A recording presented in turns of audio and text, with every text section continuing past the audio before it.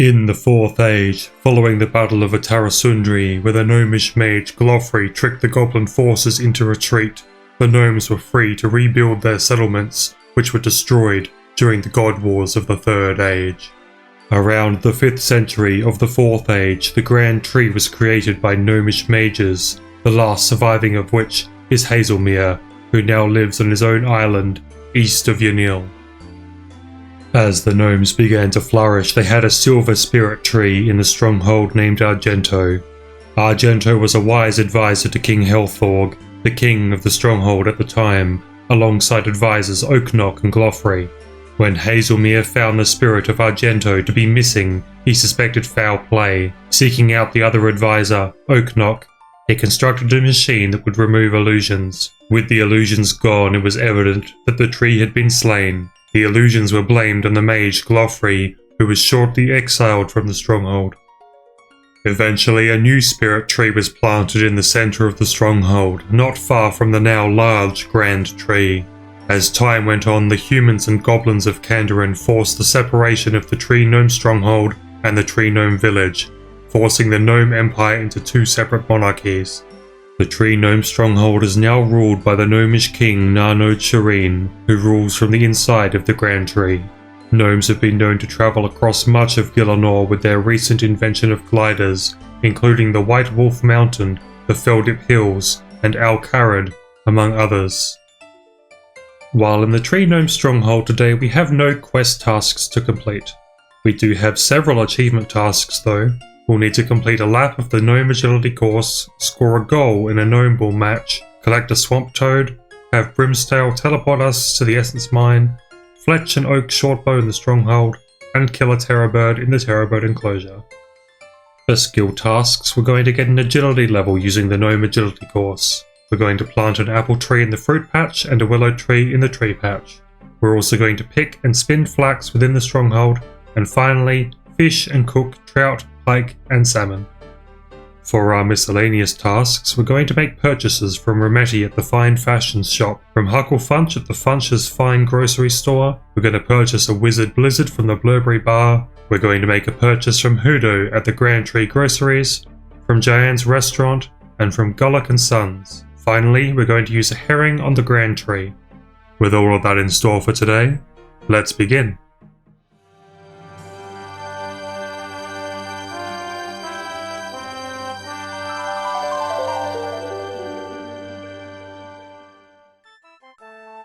Walking towards the Tree Gnome Stronghold today, we're stopped at the gates by a gnome who'd like our assistance with some boxes. We agree, of course, helping them with their cart. We've started strong for becoming a citizen here today. We notice the statues of the old King Helthorg and the advisor Oaknock at the gates, two important figures for the gnomes. Making our way into the entrance, we see the far larger population of gnomes here over those of the Tree Gnome Village. There are also cute little creatures, though they are a little odd. We start to check out the place, finding flax growing in clumps near the entrance. There are spinning wheels conveniently nearby, just upstairs. Let's make some bowstrings. Just a little further north, there's an agility course. We're going to do a few laps today. Though this course only has a level 1 requirement and it's meant for beginners to agility, we'll at least get a level here. There are a few obstacles, with the gnomes yelling insults as we head through them. The course is meant for smaller people, give us a break. Soon enough, we get level 28 agility, finishing the lap. There's a fruit tree patch here, just like the one outside the Tree Gnome Village maze. With the handy nearby bank, we'll get out our sweet corn and an apple sapling to plant and pay for an apple tree to grow here. We'll have to wait for this to grow. There's a spirit tree in the middle of the stronghold, though it doesn't want to talk. I hope it's okay. It doesn't look like we can use it to travel to other locations with its current motivation. Close by, up a hill, is the Grand Tree, the centre of gnomish population in the Tree Gnome Stronghold. The main entrance leads directly to the king. How accessible. He welcomes us to the stronghold. That's very nice. The upper floors of the Grand Tree stretch out further and are filled with shops and other things. On the first floor up, we check out a little bit, finding a gnome named Rometti, who sells fine clothing. The clothing isn't that expensive either and comes in various colours. There's a bar here too, but without money we can't do much. Let's go get some. Returning with money, we purchase every set of clothing in Rometti's store. This could help us blend in a bit. We do like the green, it suits our gnomish pendant. Since we're back now with money, we check out the Blurberry Bar, where they serve cocktails. We like the sound of a wizard blizzard, buying and drinking one of those. We went to get coins from the other bank we found earlier, but it turns out there's one here too. Looking around a little more, we find a restaurant of gnomes. Diane sells all sorts of gnomish cuisine. We like the sound of a chocolate bomb. We find a grocer nearby who has a bunch of gnomish cookware as well as many fruity ingredients. They even have spider on a stick. It's been a while since we've seen that. For now, we'll buy the gnomish cookware and a cookbook to try out some of these recipes a little later on. Ascending to the next floor, we can make a purchase of arrow tips from Gullock. We always seem to need more of them. On the top floor, we see some jail cells. Sure hope I don't end up in there. There's a gnome pilot here with his glider too. He's been ordered not to take anyone but gnomes on the glider though. Oh well. There's another grocer back on the first floor near the bar. We may as well buy some whiskey from them. What's the worst that can happen? We've been given the opportunity to learn gnomish cooking from Aluft, who gives us another cookbook. Perhaps we shouldn't have purchased one ourselves. We study a few of the recipes before he tasks us with cooking toad crunchies. They don't sound all that appetizing, but the gnomes seem to like them. Well, when in Gnome, we're given all of the ingredients and told to give it a go. To make crunchies, we need to put the dough in a tray and warm it in the oven. Next, we need to mix 2 pairs of toad legs into the batter, then add a shake of gnomish spice. We bake this through, then add equa leaves to garnish, and they're done. Aluft seems happy with the result, giving us another assignment, chocolate chip crunchies. He gives us the ingredients and we get back to the kitchen. It's a pretty similar recipe. Warm the batter in a tray, then add chocolate and spice before baking. Finally, we sprinkle chocolate powder over them to finish. We hand them in, he likes them, and gives us another assignment, toad batter. These are a little bit different. This time we need to put the dough in a tin, then cook it up.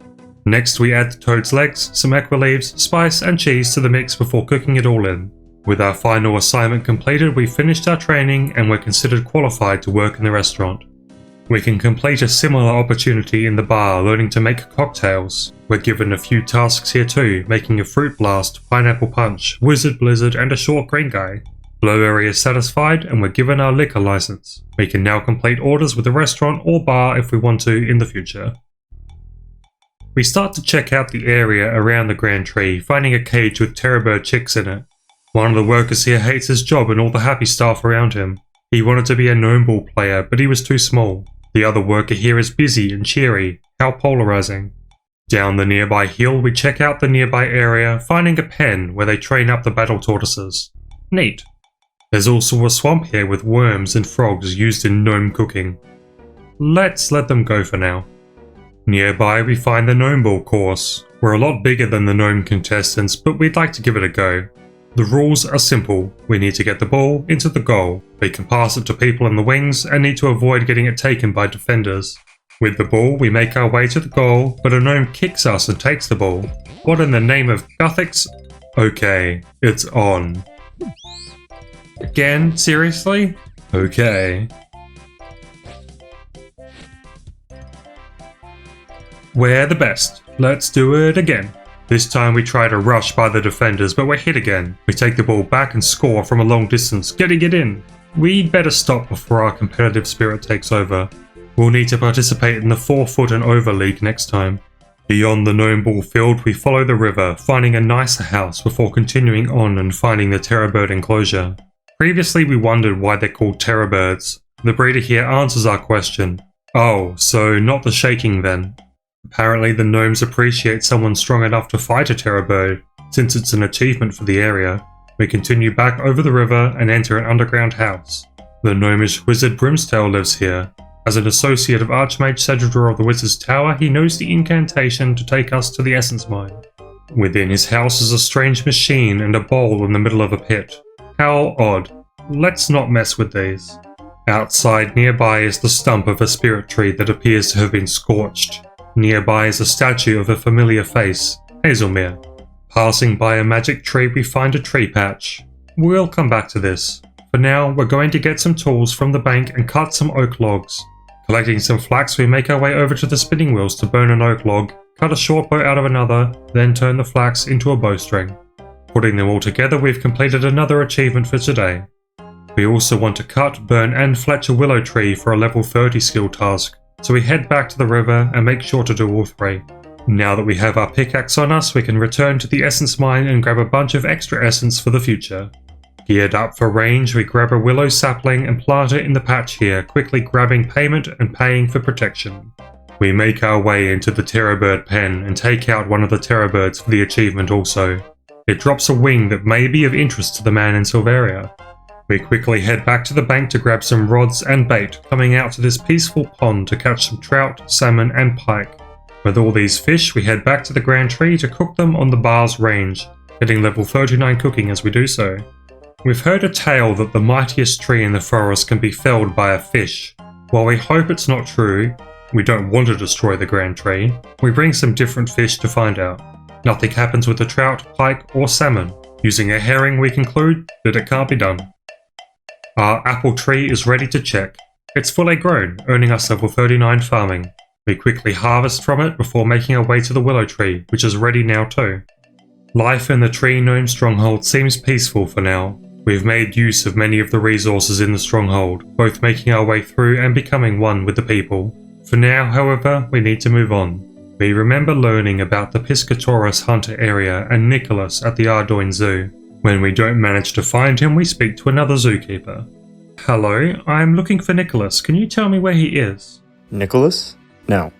He's supposed to be bringing us a ferret, but he's not returned. He's probably gotten lost. Well, can I do anything to help find him? I have some hunter training. I might be able to track him down. Doubtful. He's an experienced hunter, and would cover his tracks better than that. You need to be more experienced to be any use to me. Okay, well, we're going to have to venture out to the hunter area without Nicholas to train us. If we're going to have a chance of learning from him, we'll need to first improve on our own. Please join me next time as we train in Piscatoris. A special thank you to Pochekai for providing a voice for today's video. If you'd like a chance to voice a character in the series, subscribe and join the Discord. Links in the description below.